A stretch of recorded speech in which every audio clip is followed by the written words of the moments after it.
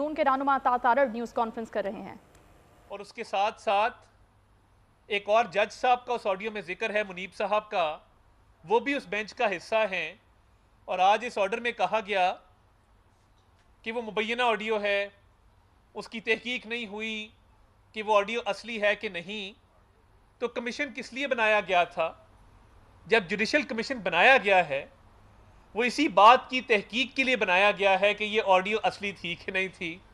आपने उसी पे स्टे ऑर्डर दे दिया और स्टे ऑर्डर देने के साथ साथ आपने उसकी कार्रवाई को आगे नहीं बढ़ने दिया और उसको गैर कानूनी करार दे दिया।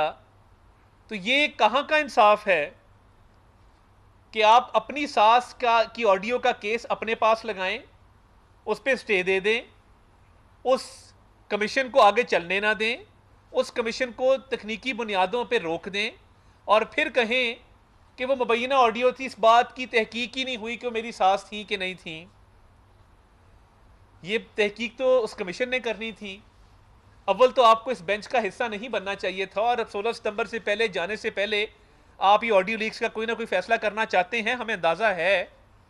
मगर वो कहते हैं justice should not only be done but manifestly seem to be done. इंसाफ सिर्फ होना नहीं चाहिए, इंसाफ होता नजर आना चाहिए। आप किसी और जज साहब की सरबराही में बेंच बना देते।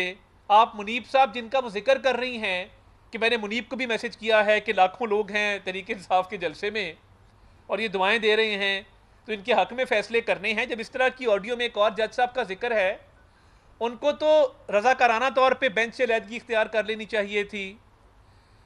अब आप खुद जज हैं, आपकी सास का मामला है, बेंच को आप हेड कर रहे हैं, एक और जज साहब जिनका ऑडियो में जिक्र है वो बेंच का हिस्सा हैं। तो इंसाफ क्या होना है और ये किसने तहकीक करनी है कि ये ऑडियो असली थी कि नहीं थी? आपने ये सवाल भी कर दिया और आपने इलेक्शन का भी जिक्र कर दिया, यानी सास की ऑडियो के अलावा आपने सारी बातें की। इलेक्शन की पिटिशन के ऊपर आपने कहा स्पीकर्स की दरखास्तें आई थी, इलेक्शन 90 रोज़ में होने चाहिए थे, इलेक्शन में ये कवायद और ज़वाबित हैं जो पूरे हो गए थे तो ये इलेक्शन हो जाने चाहिए थे। फैसला ऑडियो लीक्स का है, पूरी कौम इस बात पे परेशान है कि ये ऑडियो लीक्स का इलेक्शन से क्या ताल्लुक है। और इलेक्शंस का जो आपने जिक्र किया है, काश आप ऑडियो लीक्स का जिक्र करते और बताते कि ये क्योंकि मेरी सास का मामला है मैंने बेंच से अलहदगी इख्तियार की है और मैंने नया बेंच बनाया है। ऐसा नहीं हुआ। फिर आपने कहा कि उस वक्त की हुकूमत ने बदनीति पर मबनी ये कमीशन बनाया था। तहकीक हो जाती और अगर आपकी सास बेगुनाह होती, उन्होंने कोई गलत काम ना किया होता और वो जलसों में ना जा रही होती और जलसों में जाके आपको एक पॉलिटिकल पार्टी की तरफदारी की तलकीन ना कर रही होती, आपके साथी जजेस से राब्ते में ना होती, तो दूध का दूध पानी का पानी हो जाता। वो एग्जॉनरेट हो जाती, वो बाइज्जत बरी हो जाती, उनके हक में फैसला आ जाता। मगर आपने कवर अप किया, आपने उसको उसकी तहकीक होने ही नहीं दी और फिर आपने कहा कि उस वक्त की हुकूमत ने इल्ज़ामात लगाए हैं। हमने तो कमीशन बनाया था कि अगर बेगुनाह है तो बेगुनाह साबित हो जाएंगी। आपने वो कमीशन आगे नहीं चलने दिया। अपने ही हक में जो चीफ जस्टिस फैसला करे, अब क्या कह सकते हैं। और आपने कहा कि उस वक्त की हुकूमत के वज़रा ने तौहीन अदालत की और तौहीन अदालत इस तरह की कि जजेस को कहा कि आप बेंच से अलहदा हो जाएं। ये पहली दफ़ा सुना है कि आप अगर एक दरख्वास्त डालें किसी भी कोर्ट के सामने कि फ़लाँ जज साहब इस बेंच से अलहदा हो जाए, वो तौहीन के ज़ुमरे में आता है। तो जब आपके अपने जजेस ने आपको वन मैन शो कहा, उसके बारे में आपका क्या ख्याल है? जब आपके अपने साथी जजेस ने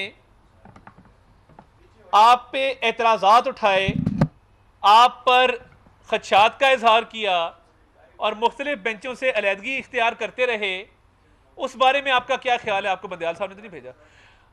और इसके साथ साथ मुख्तलिफ मौक़ों के ऊपर फुल कोर्ट बनाने की भी इस्तदा मुस्तरद होती रही और मुख्तलिफ मौक़ों के ऊपर इसको इंपीरियल कोर्ट कहा गया।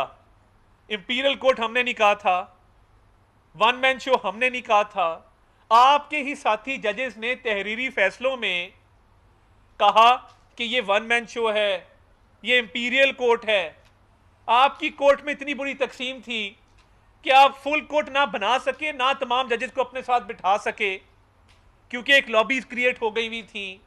मज़ाहिर अली अकबर नकवी साहब का करप्शन का केस आया था, आप उनको इंपॉर्टेंस देते रहे, आप उनको मुख्तलिफ बेंचों का हिस्सा बनाते रहे, उनका रेफरेंस समाअत के लिए मुकर्रर आपने नहीं किया, उनको आपकी प्रोटेक्शन हासिल थी। आपके साथी जजेस ये जानते थे कि ये करप्शन में मुलविस हैं मज़ाहिर अली अकबर नकवी साहब, आपने फिर भी कोई उनके खिलाफ एक्शन ना लिया। जब फुल कोर्ट बनाने का कहा गया, फुल कोर्ट बनाना दूर की बात, आप फुल कोर्ट मीटिंग नहीं कर सके। हमने ये भी इस्तदा की कि कौम तकसीम है, सियासत इंतशार का शिकार है, खुदारा हम हाथ जोड़ के आपसे ये इल्तिजा करते हैं कि फुल कोर्ट मीटिंग बुला के कोर्ट को मुत्तहिद कर दें।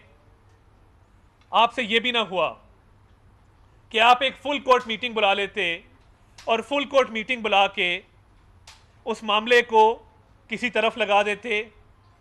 और फुल कोर्ट मीटिंग बुलाने में क्या हर्ज था, मगर अफसोस की बात यह है कि फुल कोर्ट मीटिंग ना बुलाई गई, साथी जजेस के खदशात को दूर ना किया गया, और जब कानून साजी की गई कि जो बेंच बनने जा रहे हैं, जो बेंचेस बनने चाहिए, क्योंकि chief justice is one amongst equals, वो इंतज़ामी तौर पे एक पोजीशन है, वरना तमाम जजेस बराबर हैं।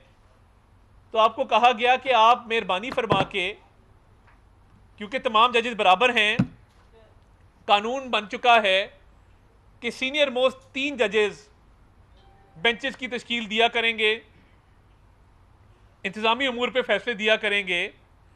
आपने वो भी ज़हमत गवारा ना की कि आप उस कानून को मान लेते, उस कानून को मार्ज़े वजूद में आने से पहले ही आपने उड़ा दिया, उसको पहले ही आपने कलअदम करार दे दिया, वो अभी कानून की शक्ल उसने इख्तियार नहीं की थी। तो ये बहुत अफसोसनाक है कि आज आप जो फैसला दिया है, आपने पिछली हुकूमत पे भी इल्ज़ामात लगाए हैं, वज़रा पे भी लगाए हैं, मगर अपनी सास की बात नहीं की कि उनकी क्या इन्वॉल्वमेंट थी एक पॉलिटिकल पार्टी के साथ। और ऑडियो लीक्स पे मज़ाहिर अली अकबर नकवी साहब की ऑडियो मौजूद है परवेज़ इलाही साहब के साथ, उस पर बात नहीं की, और इस सारे मामले को गुडमुट करके और रिक्यूज़ल को तौहीन के ज़ुमरे में ला के कि किसी को अगर कहा जाए कि आप माजरत कर लें क्योंकि आपका किसी से ताल्लुक़ है इस केस में, उसको तौहीन के ज़ुमरे में ला के आपने मामले को रफा दफा कर दिया। तो ऑडियो लीक्स का फैसला तो होना है इस मुल्क में कभी ना कभी, दूध का दूध पानी का पानी होना है। आप इलेक्शन के पीछे छुपें, आप तौहीन के पीछे छुपें, या आप ये कहें कि ये ऑडियो लीक्स कमीशन बन नहीं सकता था, आप जितने मर्जी बहाने ढूंढ लें। आज आपने बहुत बड़ा एनआरओ दिया है अपनी सास को, और ये judicial NRO, this is the mother of all NROs which has been given to a mother in law. ये मैं रिपीट कर देता हूं, ये जुडिशल